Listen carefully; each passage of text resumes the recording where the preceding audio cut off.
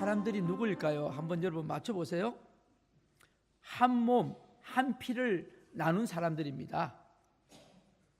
무엇으로 끊을 수 없는 천륜으로 맺어진 사람들입니다. 태어나면서부터 죽을 때까지 안 보면 보고 싶고 그리워하는 사람들입니다. 인생을 살다가 외롭고 힘들 때면 가장 우리 머릿속에 생각나는 사람들입니다. 때때로 서로에게 짐이 되기도 하지만 사실은 서로를 지탱하고 보호하고 세워가는 힘이 되는 사람들입니다.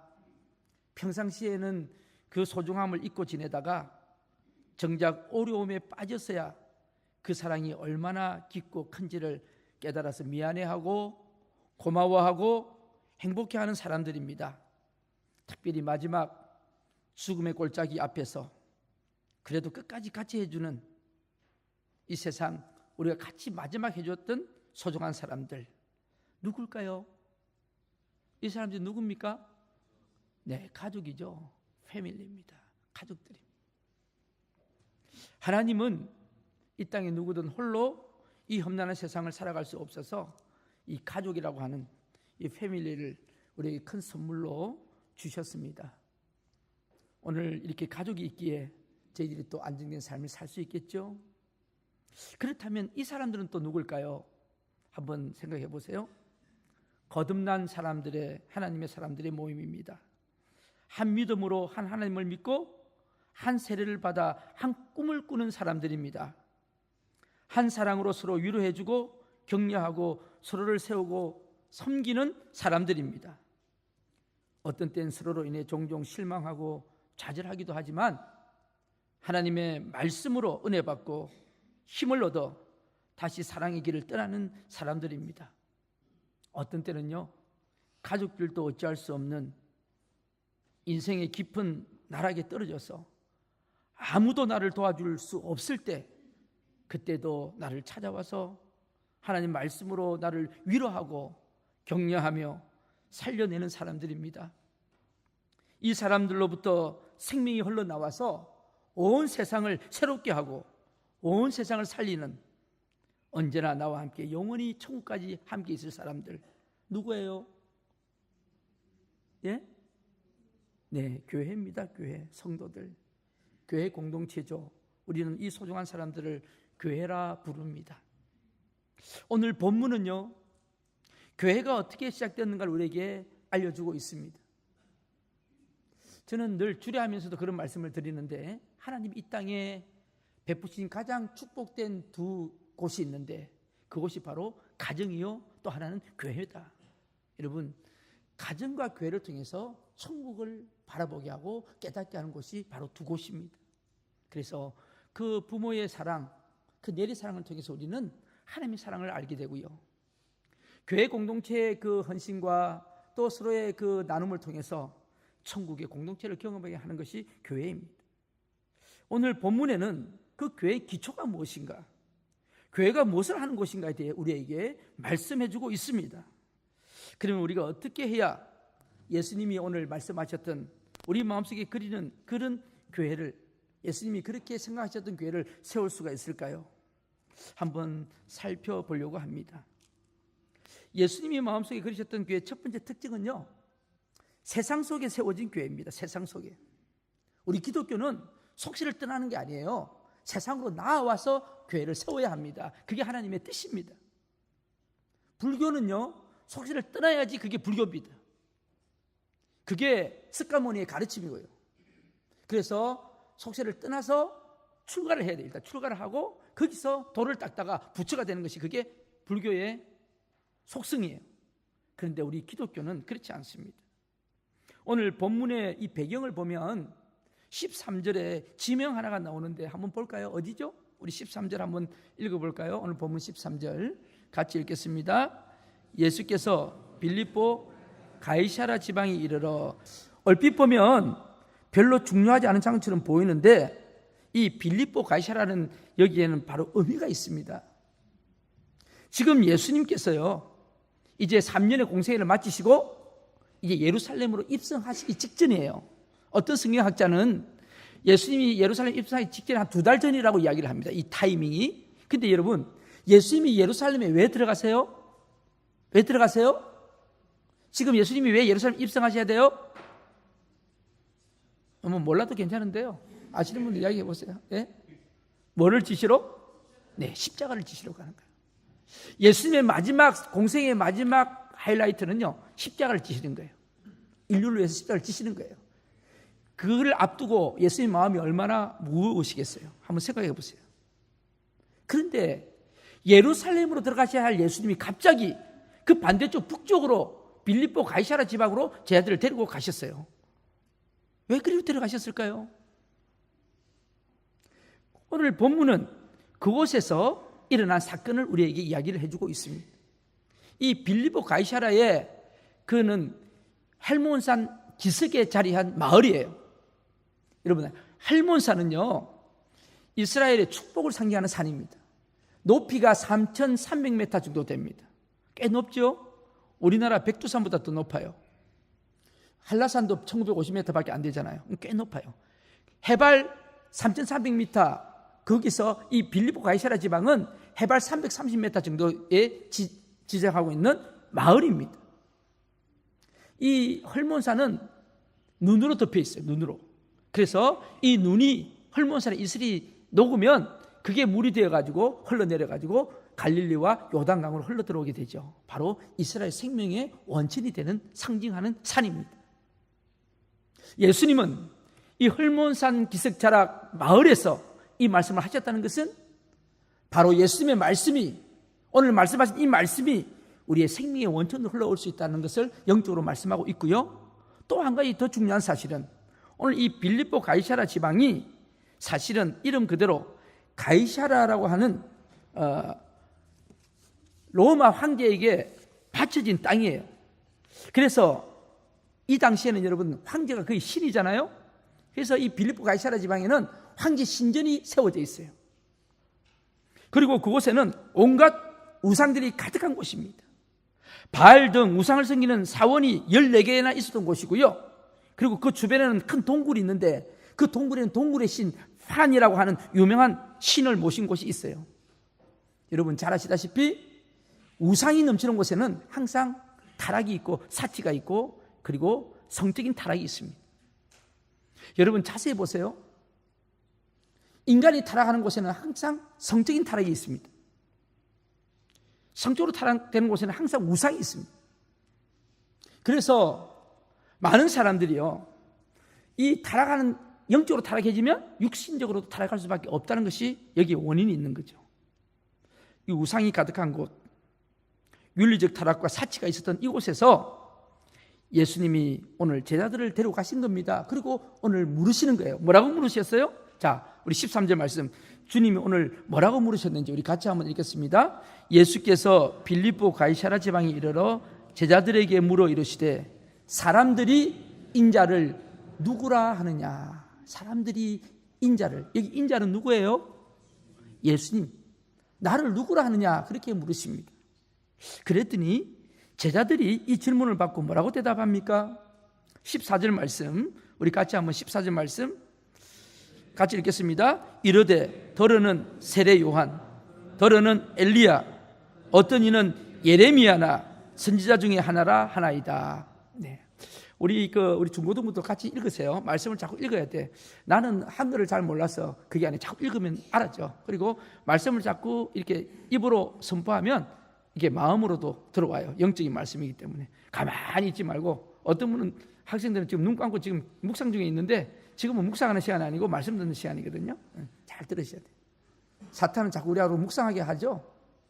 오늘 점심 때 떡을 준다는데 무슨 떡일까? 뭐 그런 생각하죠. 뭐라고 이야기했습니까? 선지자 중에 하나라 합니다. 선지자 중에 하나. 이 선지자 중에 하나라는 말은 무슨 뜻입니까? 그냥 인간 중에서 한 사람, 위대한 인간이다. 여러분, 오늘날 예수님을 뭐라 그러죠? 4대 성인 중에 한 사람이라고 이야기합니다. 오늘 이 세대하고 똑같습니다. 세례 요한요, 누굽니까? 아주 당시에 매력적인 사람이었어요. 독수를 퍼부으면서 사람들에게 회개하라고 외쳤던 멋진 사람입니다. 그의 삶도 멋지잖아요. 그를 따랐던 사람이 많았잖아요. 집도 없어요. 광야에서 약대 트롯을 입고 석청을 먹으면서 돌을 닦았던 사람. 오늘날로 말하면 속세를 떠나서 또 닦는 사람이죠. 자신들이 하지 못하는 삶을 사는 그를 바라보면서 사람들은 그를 영웅처럼 생각했어요. 바로 그 사람이 세례 요한이에요.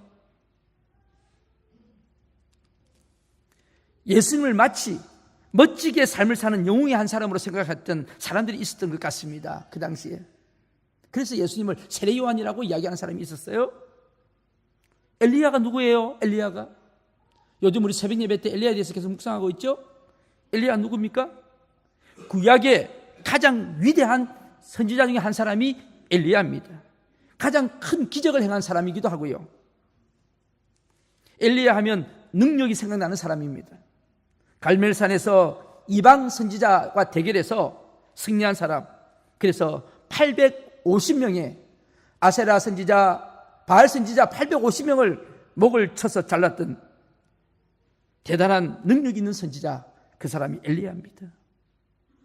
3년 6개월 동안 비가 오지 않았는데 엘리야의 선포로 이 땅에 비를 내렸던 사람.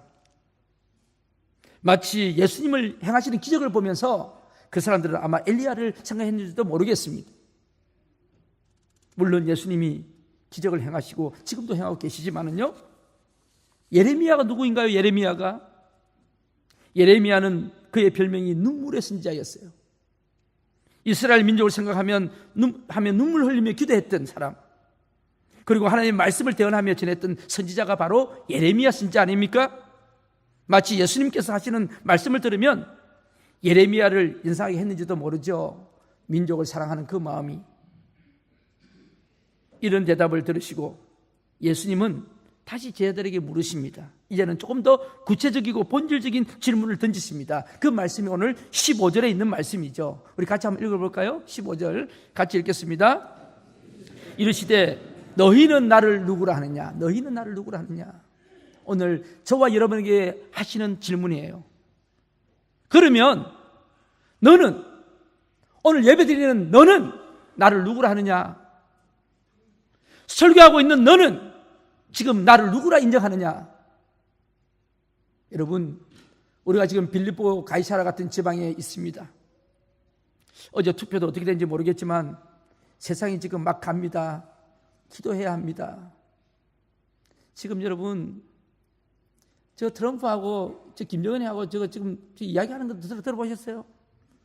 남의 집 불났다고 지 일이 아니라고 저렇게 합니다. 참 심각합니다. 사람이란 게 잠깐 오판해버리면요, 순간적으로 오판에 한번 딱 일어나면요, 여러분 교통사고도 그렇게 나잖아요. 순간적으로 깜빡 졸다 보면 그냥 가잖아요. 심각합니다. 정말 기도해야 될 때거든요. 이 우크라이나 땅이 심각한 문제 아십니까, 여러분들? 이분 어떤 당을 보면 낙태하고 이 동성애를 그냥 대놓고 지지합니다. 동성애를 인격이라고 이야기합니다.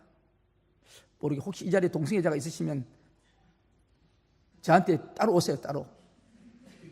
여러분, 동성애는 유전이 아닙니다. 드라마에서 자꾸 이걸 갖다가 아름답게 미화시키니까. 우리 중고등부들 친구가 그립지. 친구가 막 안 보면 보고 싶고 막 껴안고 싶고, 동성인데 또 동성이란 무슨 말인지 모르지. 같은 여자끼리 말이에요. 여러분, 유전적으로 태어나는 사람은 0.001%도 안 됩니다. 다 후천적입니다. 아십니까? 환경 때문에 그렇습니다. 그래서 이 동성애는요, 일종의 질병입니다. 그래서 그 질병을 치료해야 됩니다. 그렇게 하면 돼요. 하나님 뜻이 아닙니다. 소돔과 고모라가 타락했을 때 제일 먼저 나타났던 것이 바로 이 동성애입니다. 그래서 이 소도미즘이요, 바로 동성애를 의미하는 것입니다. 인간이 타락하면 마지막으로 가는 결과가, 열매가 동성애라는 걸 아십니까? 그래서 제가 이야기하잖아요. 지금 이 세상의 기근과 지진, 그리고 이 동성애는 마지막 시대의 징표라는 것을 여러분 알아셔야 합니다. 작년에 총회 갔는데 어떤 키 여자 목사님이 손을 딱 들고 일어나더니 이거 만약에 통과시키지 않으면 목사들이 동성애들한테 주례하는 거 이거 통과시키지 않으면 저는 우리 교회에서 목회 못합니다 이러더라고. 여자 키 목사님이. 그래서 제발 이거는 통과시켜야 된다고. 목사가 동성 앞에서 주례하는 것은 합법적으로 통과시켜야 된다고. 여러분 지금 뉴질랜드는 합법적으로 통과시켰는데 우리 뉴질랜드 장로교는 합법적으로 통과 안 시켰어요. 그런데 여러분 작년에 62.15%가 나와야지 이게 헌법에 목사들은 이성에게만 주례할 수 있다 이게 통과가 되는데 와 사정없이 일어나가지고 막 그렇게 조용하고 은혜스러웠던 총회가 이 문제가 하나 딱 불거지니까 여기는 목사 장로만 오는 게 아니에요. 젊은 이들도 와요. 청년들도 와요. 손을 들고 입에 막 거품을 물면서 이야기를 하는데 이걸 통과시켜야 된다고. 근데 그때 여러분 우리 아시아 특히 한국교회 목사들이 12명이 참석했어요. 한국교회 목사 장로들이 대표로 더니든에서 저희들이 간 게 이것 때문에 간 거거든요. 사실은 사명감을 갖고 갔어요. 12명이 그때 그거 투표 안 했으면요 그냥 넘어갈 뻔했어요. 그런데 하나님이 묘하게 12명 때문에 이게 63%가 통과돼요. 가까스 0.5%로 통과돼요. 그래서 아직까지 장로교 목사들은 이성 앞에서만 주례한다. 그게 통과된 거예요.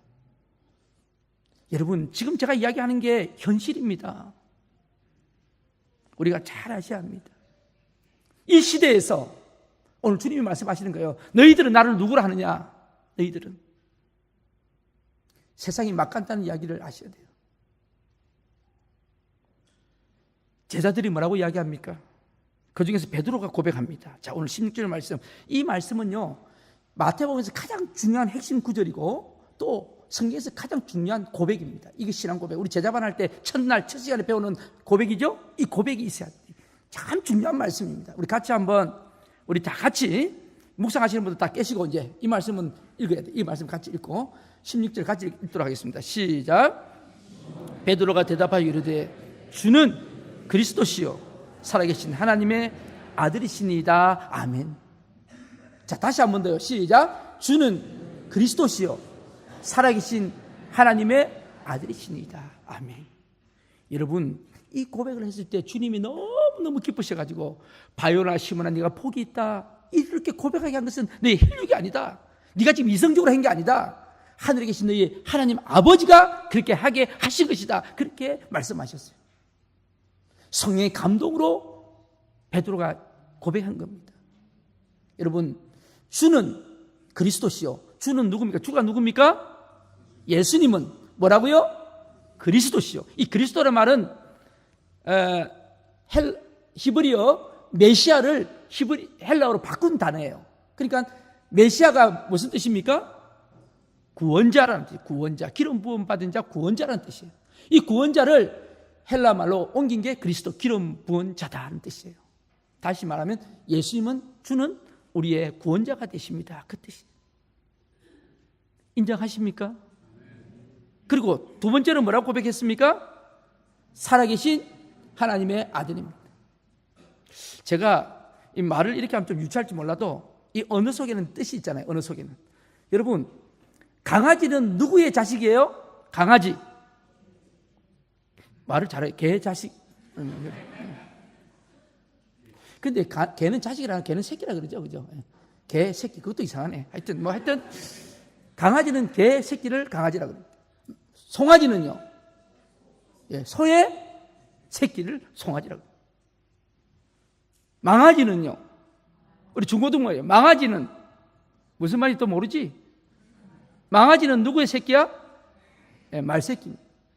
그러면 여러분 제가 다시 한번 또 이야기해 볼게요. 이제는 그러면 송아지는 크면 소가 되죠. 소새끼니까. 그러면 석가모니는 누가 낳은 아들이에요? 석가모니 부모님 이름 몰라도 돼. 누가 낳았어? 누가? 사람이 낳았잖아요. 그래서 사람의 아들이에요. 석가모니는 사람이 된 거예요. 소크라테스는 누가 낳았어요? 사람이 낳았죠. 그래서 뭐예요? 사람이. 그런데 오늘 예수님을 보고 뭐라고 말씀하세요? 이 베드로가 뭐라고 고백했어요? 하나님의 아들이래. 하나님의 아들. 여러분 잘 들으셔야 돼. 하나님의 아들. 그러면 누가 나왔다는 거야? 하나님.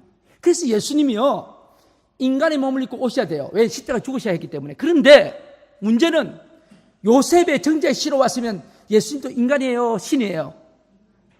예, 인간이었죠. 사람의 정자로 왔으면 예수님도 인간일 수밖에 없고 죄인일 수밖에 없습니다. 그런데 예수님은 사람의 정자로 오지 않았어요. 이게 굉장히 우리가 믿지 못하는 사건이죠. 뭐로 잉태됐다고요? 성령으로 잉태됐다는 거예요. 그래서 성령으로 잉태되셔서 마리아의 몸을 입고 이 땅에 오신 거예요. 왜? 창세기 3장 15절에 여자의 후손으로 와야지 구세주가 될 수 있기 때문에, 그래서 인간으로 오셔야 했기 때문에 성령의 씨로 잉태됐다는 거예요. 여러분 이거 깨달아지면요 성경이 확 열립니다. 이게 성경이 열리고요 위대한 비밀을 알게 돼 있습니다. 야, 그렇구나. 예수님은 인간이 아니고 누구시라고요? 하나님이시라는, 하나님. 이 고백을 지금 하고 있는 거예요. 예수님은 구원자이시고 하나님이시라는 거예요. 이 위대한 고백 앞에 예수님은 오늘 뭐라고 말씀하십니까? 자, 우리 17절, 18절 우리 같이 읽겠습니다. 바요나 시몬아, 내가 복이 있도다. 이를 내게 알게 한 이는 혈육이 아니요 하늘에 계신 내 아버지시니라. 또 내가 내게 이르노니 너는 베드로라. 내가 이 반석 위에 내 교회를 세우리니 음부의 권세가 이기지 못하리라. 아멘. 여러분 이 반석 위에 뭐를 세우겠다고요? 내 교회. 누구 교회예요? 여기 내가 누구예요? 내가? 네, 예수님이에요. 예수님. 이 반석은 누구예요? 반석이 누구예요? 자, 여기 이제 중요한 게 나옵니다. 지금 베드로가 반석이라는 뜻이거든요. 베드로라는 이름 자체가 반석이라는 뜻이에요. 이 반석 위에 교회를 세우겠다는 거예요. 그래서 가톨릭은 이게 오랫동안 신학의 논쟁이 되어 왔던 문제인데, 그래서 가톨릭은 이 반석이 바로 베드로라는 거예요. 그래서 베드로 위에 교회를 세웠고 베드로에게 천국 열쇠를 줬다는 거예요. 그래서 초대 교황이 바로 베드로라는 거예요. 그래서 지금요 여러분 로마에 가면 어마어마하게 큰 베드로 성당이 있어요. 면죄부 받아서 지은 성당 가보셨어요? 그래 한번 가보셔봐요. 어마어마하게 갔다 가면 길 잃어버립니다. 거기에 지하에 내려가면 베드로 무덤이 있어요. 베드로 무덤 위에 이 성당을 세운 거예요. 지금도 가톨릭은 그 후계로 이제 교황 1대, 2대 교황이 됐고 그 첫째 초대 교황이 베드로라는 거예요. 여러분 만약에 베드로가 반석이라면, 베드로가 천국 열쇠를 받았다면, 이제 다음 후반에 보면 베드로가요 예수님이 이 고백을 듣고 난 뒤에 내가 이제 죽는다 최초로 이야기하십니다. 내가 죽는다 그러면서 3일 만에 살아날 거라 그랬어요. 그때 이 베드로가 이야기를 듣고 뭐라 그랬어요? 주님 죽으면 안 돼요. 당신 지금 왕이 되어야 되는데 죽으면 안 돼요. 그러면서 죽을 수 없어. 내가 당신을 목숨을 바쳐서라도 살리겠다고, 지키겠다고 이야기했어요. 그때 예수님이 베드로 보고 뭐라고 말씀하셨어요? 네, 사탄아 물러가라 그랬어요.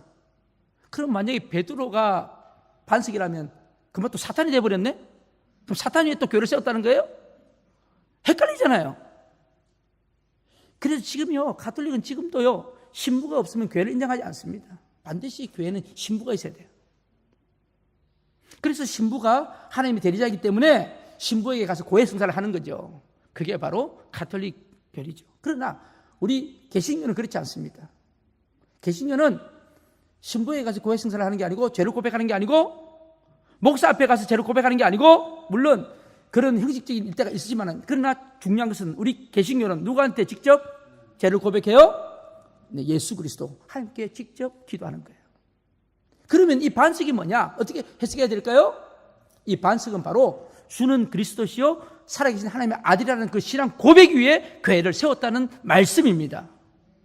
그 고백 위에, 신앙 고백 위에. 그래서 여러분 여기에 교회라는 말이 처음 나와요.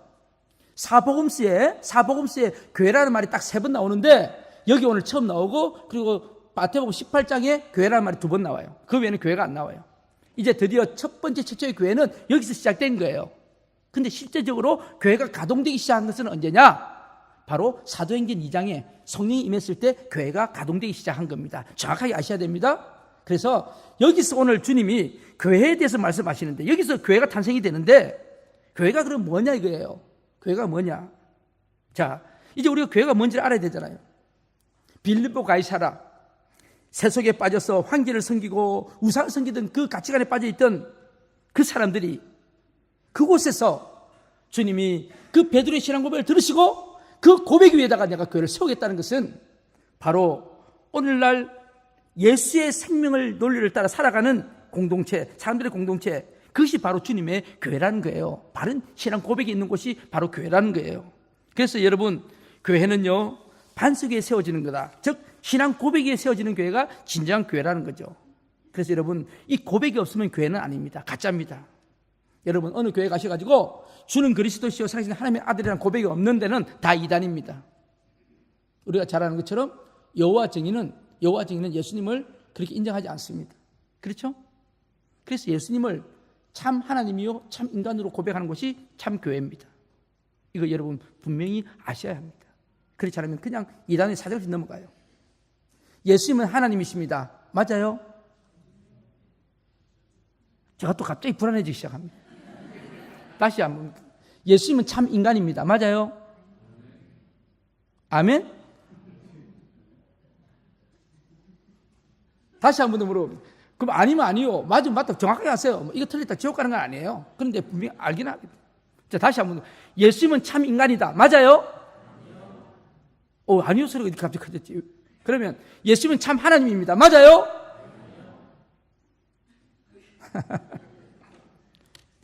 둘 다 틀렸습니다. 그렇죠? 그러니까 우리 이단한테 다 넘어가는, 우리가 다 넘어가는. 예수님 하나님 참 인간입니다. 아멘. 예수님 참 하나님입니다. 아멘. 잘 들으셔야 되는 게, 예수님은 참 하나님이고 엔드 그리고 인간입니다. 이 두 가지가 충족되지 않으면 예수님에 대한 신앙 고백이 틀렸다는 거예요. 아시겠습니까? 이걸 모르니까 그냥 막 넘어가는 거예요. 어떤 데는 예수님을 하나님으로만 인정해요. 인간은 인정 안 해요. 그게 영지주의자입니다. 아시겠습니까? 또 어떤 데는요, 예수님은 인간이래. 그게 여호와 증인입니다. 하나님을 인정하지 않습니다. 여호와 증인은 오직 유일하신 여호와 하나님만 있다는 거예요. 여러분, 이걸 모르니까 자꾸 넘어가는 거예요. 말씀으로 깨닫지 못하면요 문제가 있는 거죠. 그래서 말씀을 똑바로 알아야 돼요. 다시 한번 여러분에게 묻습니다. 예수님은 참 인간이다. 맞아요? 아니라 그래야 됩니다. 그래야 사탄한테 안 넘어가지. 예수님은 참 하나님이다. 맞아요? 그럼 뭐가 맞아요? 예수님은 참 하나님이고 참 인간이시다. 이 두 가지가 충족되지 않으면 안 돼요. 왜? 죄가 없으신 분이어야 되기 때문에 하나님이셔야 되고, 십자가에 죽으셔야 했기 때문에 인간이어야 했던 것입니다. 이 두 가지가 충족되지 않으면 우리의 구세주가 될 수가 없는 거죠. 그렇죠? 그건 다음에 또 제가 한번 더 설명드리기로 하고. 그래서 이 신앙 고백 위에 교회가 있어야 됩니다. 여러분, 교회 건물이 아무리 커도요, 이런 고백이 없는 교회 있죠. 그건 가짜입니다. 그리고 교회는 누가 세우셨어요? 누가 세우셨어요? 예수님이. 어디 위에다가? 이 신앙 고백 위에다가. 그래서 교회 주인은 누굽니까? 좀 크게 대답했으면 좋겠어요. 예수님, 이 교회 주인은 누구세요? 예수님이십니다. 여러분, 우리 교회 진정한 담임 목사님 누구시라고요? 예수님. 저도 기분은 별로 안 좋아요. 그래도 그게 맞습니다. 그럼 저는 뭐예요? 시다바리. 그래야지 좀 더 낮아질까요? 시다바리를 해야 돼요. 시다가 뭔지 아시죠? 가운데로 다니는 사람. 여러분, 정확하게 알지 못하면 헷갈리는 거죠. 어떤 교회 가니까 교회가 그 중직자들 교회더라고. 큰 회의하면 중직자들 주인이더라고. 또 어떤 데 가니까 뭐 담임 목사 주인이더라고. 자주지 다 하더라고. 또 어떤 데 가니까 막 교인들이 다 주인이에요. 그래서 거기는 맨날 공동회 해. 손 들고 다수결 묶고. 그대로 가요. 제가 이번에 마태복음 세미나 하면서 그랬어요. 만약에 장로교대로 했으면은 이스라엘 백성들은 가나안 땅 못 들어갔다. 왜냐하면 여호수아 갈렙 10대 1로 안 됐잖아요. 다수결을 했으면. 우리가요, 이걸 깨닫지 못하면 그렇게 되는 거예요. 여러분, 교회 주인은 예수님이십니다. 어떤 교회는 트러스트들이 주인이더라고. 오늘 분명히 아시기를 바랍니다. 이 반석 위에 내가 교회를 세운다. 내가. 주님이 주인 되게 하는 교회, 그 교회가 참 교회인 줄로 믿습니다. 그래서 여러분, 회의를 하고 무엇을 모임 가질 때도 주인 되신 주님의 뜻이 뭔가를 알게 하는 것이 회의입니다. 내가 결정하는 게 아니고요, 하나님 뜻이 뭔가를 의논하는 것이 그게 교회입니다. 여러분, 평양의 봉수교회 가보셨어요? 성가대 기가 막히게 합니다. 성가대 인류 성악관으로 뽑았는지 어떻게 했는지 하여튼 막 찬양하는데 눈물이 쫙쫙 흘립니다. 너무 감격스러워서. 근데 그 사람 다 가짜입니다. 성령이 임하소서 찬양을 하는데 듣는 사람은 성령이 임하는데 자기도 성령이 임하지 않아요. 왜 그럴까요? 가짜거든요. 고백이 없거든요. 고백이 없이 그냥 노래만 하거든요. 저는요, 오늘도 우리 중고등부가 찬양을 인도를 했어요. 제가 좀 가슴이 답답해요. 예배 드리는데 막 이 자막하고 이거 안 맞으니까 벌써 마음이 지금 제가 막 마음 상하려고 그래. 제가 막 예배는 하나님이 드린 최고의 예배가 돼야 되잖아요. 그렇지 않아요? 우리 예배는 생중계입니다. 녹화 아니에요. 한번 실패는 그냥 끝나는 거예요. 정성을 다해서 드려야 돼요. 어떤 사람은 그런 이야기 하더라고. 목사님은 하나님의 음성이 들린다는데 저는 왜 안 들려요? 그래서 제가 물어봤어요. 어떻게 말씀 듣는데 하니까 자기는요, 누워서 성경 본대. 누워서 이렇게 런닝만 입고 이렇게 성경 본대. 그래서 제가 이야기했어요. 일어나셔서 옷 똑바로 갈아입고 그리고 무릎을 꿇고 그리고 성경을 보시라고. 하나님 음성이 들릴 거라고. 그래도 안 들리면 저한테 오시라 했더니 그 다음부터 안 오시더라고요. 여러분, 잘 들으셔야 돼요. 예배는요, 하나님 앞에 드리는 거예요. 하나님 앞에. 어느 교회가 문제 있는 교회인지 아세요? 예배 때면 바깥이 시끄러운 교회가 그 문제 있는 교회예요. 지금도 구석에서 어디 짱밖에 있는 애들도 있을 거야, 아마 여기. 그치? 예배 시간에 예배 안 들어요. 어디 앉아서 좀 졸고 있다가 이제 밥 먹을 시간 되면 나타나겠지? 그게 무슨 예배자예요? 여러분, 제가 그런 이야기한 거예요. 주방 봉사도 하시려면 일부 예배 드리고 하시든지, 그렇게 자신 없으면 봉사 안 하는 게 나아요, 그냥. 뭐가 중요한지를 몰라요. 자기 봉사 때문에 예배가 지장이 된다? 그건 아니거든요. 예배는 예배답게 드려져야 되거든요. 그게 교회거든요. 그래서 저는 너무 안타까워요. 예배 시간에 바깥에 막 소리 나면 제가 마음이 너무 아파요. 그리고 요즘은요, 그래도 그 교구가 봉사자들이 일부 예배 오시더라고. 저는 너무 마음이 기뻐요. 너무 마음이 기뻐요. 일부 예배 드리고 봉사로 가시더라고. 참 저는 우리 교회가 지금도 그래 시끄럽지 않잖아요. 우리 애들 지금 따로 예배 드리고 있는데도 조용하잖아요. 지금 어린이부, 영유아부 지금 수십 명이 예배 드리고 있어요. 조용하잖아요. 여러분, 예배를 예배답게 드릴 수 있기를 바랍니다. 하나님이요, 송아지 이걸 닭을 뜯어 드려도, 번제를 태워서 드려도 하나님은 그거 기쁘게 받으시지 않으세요. 순종이 제사보다 낫다고 말씀하세요. 나는 너의 그 마음을 받기를 원한다고 말씀하세요. 화려하게 부르는 찬양이라도, 하나님께 드려지는 음악이라도 그건 하나님이 기뻐하시는 게 아니라 네 마음이 담겨있는 그 찬양. 저는 그래서 이렇게 노래하고 찬양은 다르다는 거예요. 노래하고 찬양은 다른 거예요. 여러분, 노래를 하지 마시고 찬양하시기를 바랍니다. 찬양을 드려야 돼요. 하나님은 아시잖아요. 또 여러분, 우리는 알잖아요. 우리는 이게 정말 하나님께 드려지는 건지 나를 나타내기 위한 건지 우리는 알잖아요. 우리는 알잖아요. 그죠? 천국 가는지 안 가는지. 내가 예수 믿는지 안 믿는지 나는 알잖아요. 나는. 다른 사람은 몰라. 나는 알아. 내가 예수 믿는지 안 믿는지. 오늘 이 자리에 성가대에 앉아있지만 내가 정말 예수님을 믿음으로 고백하고 찾아가는 건지, 그렇지 않으면 그냥 노래 부르는 건지 나는 알잖아. 나는 안다고요. 여러분, 말이 안 들리는 게 아니고요, 영이 깨어있지 않으면 안 들리는 거예요. 이걸 잘 알아야 돼요. 저는 하나님 앞에 그렇게 기도하는 거예요. 우리 교회가 정말 이제는 예배가 예배되게 하시고, 우리 교회가 교회되게 해달라고 기도하는 거예요. 그래야지 여러분, 하나님이 쓰시거든요. 그렇지 않겠어요? 여기 왜 앉아있습니까? 우리가 이 시간에 앉아있지 않고 바깥 이 날씨 좋을 때, 봄 날씨에 놀러 다니는 게 훨씬 더 행복할 거예요. 그러나 여러분, 시대를 잘 깨달을 수 있기를 바랍니다.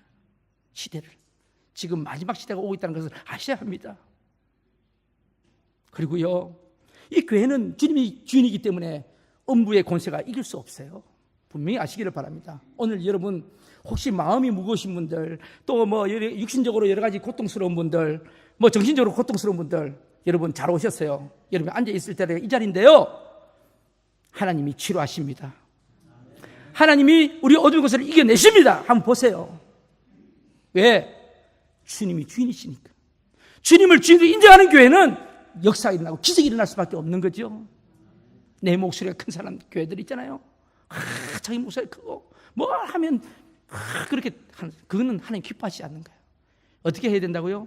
하나님 뭐라고 말씀하세요? 그러면 하나님 뭐라고 하실까요? 여러분 행동할 때 이렇게 해보세요. 예수님이라면 어떡할까? 예수님은 어떡할까? 여러분 그 책 한번 읽어보셨어요? 고전책인데요. 어떤 목사님이 설교 준비를 했는데 설교 준비를 했어요.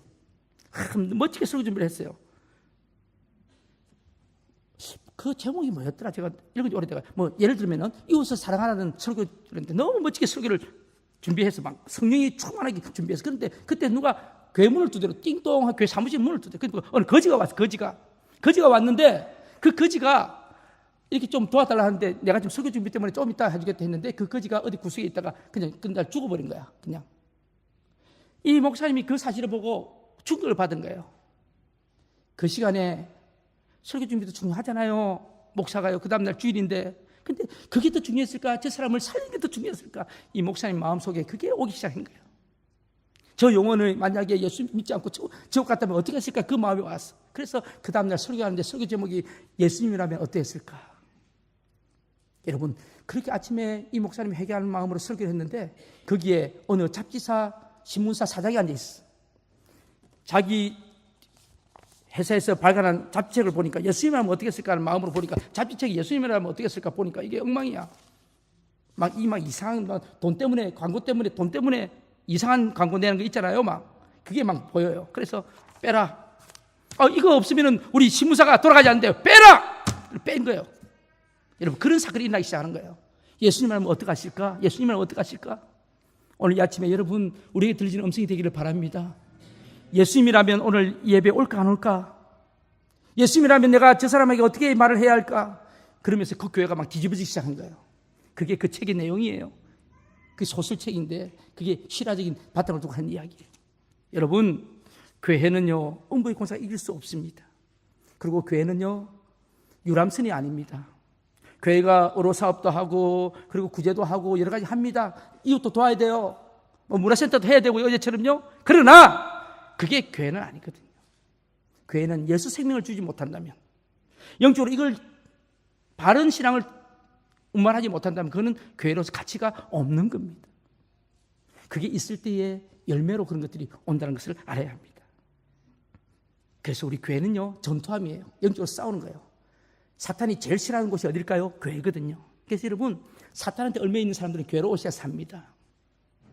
주님이 주인 되신 교회 오면 삽니다. 영이 살아나고요 육신이 회복되고요 삶이 회복됩니다. 여러분 자꾸 사탄이 짜증나게 만듭니까? 계속 부부적으로 갈등이 일어나게 만들죠. 왜 그런지 아십니까? 제가 1부 예배 때 이야기한 거야. 가장들을 넘어뜨리면 돼요. 가장들을. 오늘 여기에 가장들 오신 분들 계십니까? 사탄의 제1주 공격 대상은 가장들입니다. 가장만 넘어뜨리면 애는 저절로 넘어가거든요. 애를 넘어뜨리고 부모를 안 넘어뜨리면 부모들이 살아있을 때는 괜찮거든요. 그런데 부모가 넘어지면 애는 저절로 넘어지게 밖에 없잖아요. 그러니까 여러분 사탄이 제일 공격하는 것이 가장들을 공격합니다. 그리고 각 교구에 누구를 공격할까요? 교구장, 교구인들까지 공격하죠. 자꾸 가정을 복잡하게 만들어가지고 심각하게 만들죠. 그러면 교회는 누구를 공격할까요? 교육자도 교육자. 왜? 말씀성 보자니까. 저 사람 마음을 흐트러버려야지 교회가 전체 흔들어지니까. 그러니까 계속해서 사탄은 목사를 공격하는 거죠. 틈만 나면 뒤집어지게. 여러분 잘 들으셔야 됩니다. 그래서 부탁하는 거예요. 제가 새벽마다 우리 새벽 기도팀한테 부탁하죠. 저를 위해서 기도해달라고. 여러분 교회는요 영적으로 싸움터입니다. 그래서 교회는 전투함입니다. 전투함. 항상 전투태세를 갖춰야 돼요. 편안한 양들이 있는데 바깥에는 이리들이 있어요. 그럼 누가 깨어 있어야 되겠어요? 목동들이 깨어 있어야 되죠. 그래서 목동들은 살피고 있는 거예요. 이리들이 오나 안 오나. 양들은 아무것도 모르고 안에 있어요. 그런데 바깥쪽에 이리들이 지금 왔다 갔다 해요. 제가요 해군에 있을 때요 강원도 고성 거진에 있는 레이더 부대에 제가 상황장교로 있었는데 레이더를 딱 돌리면은요 우리 어선들이 고기 잡으러 명태 잡으러 거진에 올라가요. 올라가는데 저쪽에 보면 레이더에 북한 선이 군함이 내려와요. 근데 어선들은 눈에 안 보여요. 근데 레이더에는 잡혀요. 60마일까지 잡히니까 그러면은 지금 저쪽에서 내려오고 있는데 우리는 아무것도 모르고 올라가요. 그러면 긴급으로 제가 경찰한테 폰을 하죠. 빨리 나와라고. 지금 저쪽에서 저쪽에서 지금 다 듣고 있거든요. 저 위에서도. 저 위에 쟤들도 다 도청을 듣고 있어요. 빨간 것들이 내려오니까, 빨간 것들이 하면 적은 줄 알아, 자기들이. 빨간 것들이 지금 내려오니까 빨리 움직여라 하면은요, 경찰들이 나가가지고 그 어선들을 통제하는 거예요. 더 이상 올라가지 못하고. 왜? 조금 더 올라가면 납포돼 버리니까. 여러분, 보이는데요. 우리는 보이는데 눈이 안 보이는 거예요. 여러분, 영적으로 보이는데 영적으로 깨어있지 못한 사람은 안 보이는 거예요. 사탄이 하는 건지 뭔지 몰라요. 알아야 돼요. 그래서 교회는 기도하는 사람이 있어야 되는 거예요. 오늘 마지막으로 주님이 우리에게 주셨던 교회 사명을 주셨는데 뭐를 주셨어요? 19절. 우리 19절 같이 한번 읽겠습니다. 19절 아주 중요한 말씀입니다. 시작. 내가 천국 열쇠를 내게 주리니 내가 땅에서 무엇이든지 매면 하늘에서도 매일 것이요 내가 땅에서 무엇이든지 풀면 하늘에서 풀리라 하시고. 네. 우리 교회에 뭐를 주셨어요? 천국 열쇠. 여러분, 베드로가 천국 열쇠를 받은 게 아니고 교회가 바른 신앙을 고백하는 교회에 하나님이 천국 열쇠를 주신 줄로 믿습니다. 여러분, 열쇠는 뭐 하는 거예요? 이 키는 뭐 하는 거죠? 네. 잠그기도 하고 열기도 하고. 그래서 묶고 푸는 역할을 하는 것이 키입니다. 하나님 우리 천국을 열기도 하고 닫기도 하는 권세를 주셨어요. 놀라운 권세입니다. 오늘 여러분, 저와 여러분이 이 권세를 받은 줄로 믿습니다.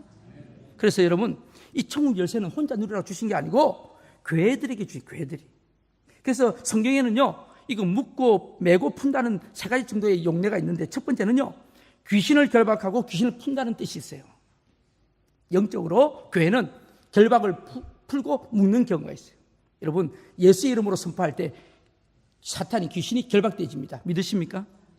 그리고 귀신에 결박되어 있는 사람이 예수 이름으로 기도할 때 거기서 풀어지는 역사가 일어납니다. 이게 바로 교회입니다. 이거는 세상이 줄 수 없는 거예요. 세상은요, 병원은요, 치료를 해줄 수 있을지 몰라도 영적 치료는 못 해줍니다. 제가 압니다. 제가. 그래서 여러분, 교회에 와야지 영혼이 치료함을 받습니다. 그래서 교회가 필요한 거예요. 그래서 교회는 기도의 능력을 주셨어요. 하나님이 기도하면 하늘에서 매면 땅에서도 매이고 땅에서 풀면 하늘에서 풀리는 역사가 일어나는 거죠. 저희 교회가 11월 1일부터 다니엘 특별 기도회를 밤마다 새벽 기도는 저희들 요즘 한 20-30명이 나와서 계속 기도하시는데 밤에 11월 1일부터 21일 동안 기도할 겁니다. 저희 교회에서. 이 기도회는 우리 교회가 단독으로 하는 게 아니고 한국의 오륜교회가 본부가 되어가지고 거기서 찬양하고 설교하는 것을 전 세계에 동시에 방송합니다. 그래가지고 그 말씀을 듣고 함께 기도하는 건데 전 세계가 다 동참합니다. 기적이 아마 역사 일어날 거예요. 여러분, 혹시 여러분들 중에 나는 새벽에 집이 멀어서 못 온다, 새벽에 나는 체질이 아니다 하는 분들, 그럼 밤기도는 어때요? 밤기도는 또 밤 체질이 일찍 자야 되는 분이 있어요? 그럼 할 수 없고 그런데 여러분, 매일은 못 나와도 한번 나와보세요. 그리고 마음에 감동되는 분들 준비하세요. 지금부터 내가 이번 다니엘 기도 때 내가 응답을 받으리라. 어떤 응답도 괜찮아요. 물질의 응답도 괜찮고 건강의 응답도 괜찮고 영적인 응답도 괜찮고 하나님이 응답하실 겁니다. 바라건대 우리 중직자들은 일주일에 한 번 이상은 나오셔야 돼요. 업무적으로 제가 체크하기, 중직자들은 출석부 만들 거니까. 할 수 없지. 중직자가 왜 됐어요? 그러면 다른 분들까지 나서요. 우리 협동 권사 안수집사 이상은 일주일에 한 번 이상 나와야 돼요. 그래서 이번에 한번 보세요. 하나님이 어떻게 역사하시는지. 여러분들 혹시 소원이 있는 분들 이번 기회에 한번 하나님 앞에 그런 기대를 가면 가있어요. 여러분, 믿음은 기대거든요. 그죠? 믿음은 바라는 것들의 실상이요 보지 못할 것들의 증거라 그랬어요. 그리고 마지막으로 열쇠는 뭡니까? 말씀을 묻고 푸는 역할이 있나요? 말씀을 해석하고 그 말씀을 선포하는 그런 능력을 하나님이 교회에 주신 줄로 믿습니다. 그래서 여러분, 목사는 항상 말씀에 묵상할 수 있어야 돼요. 그래서 죄송하지만 제가 목사가 투잡하고 이래 하면은요 헷갈려요. 그래서 교회는 할 수만 있으면 목사가 말씀 묵상하고 하는데 최선을 다해서 도와주셔야 돼요. 그게 성경적이야. 레위 지파는 성전 안에서 열심히 그렇게 해야 돼. 그래야지 교회가 바로 쓰는 거예요. 목사가 돈 벌러 다니다가 뭐 하겠어요 지금. 참 안타까운 거예요 제가. 그러니까 교회들이 힘이 없어지고 피폐하고 넘어지고 자빠지고 돈 버는 맛이 드니까 또 더 나가고.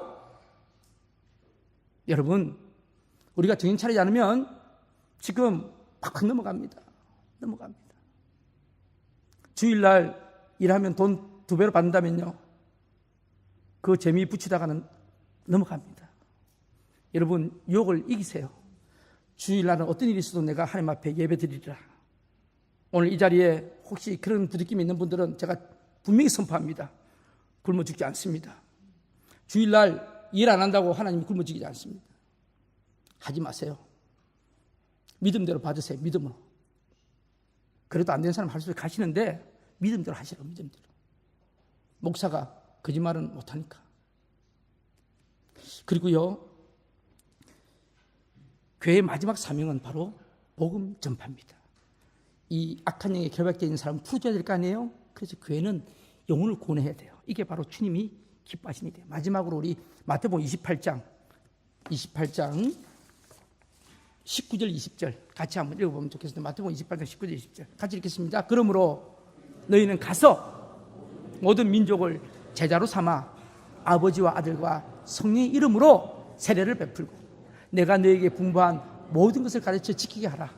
볼지어다 내가 세상 끝날까지 너희와 항상 함께 있으리라 하시니라. 아멘. 이것이 교회입니다. 이 사명을 감당할 때 하나님이 교회를 세우셔서 사용하십니다.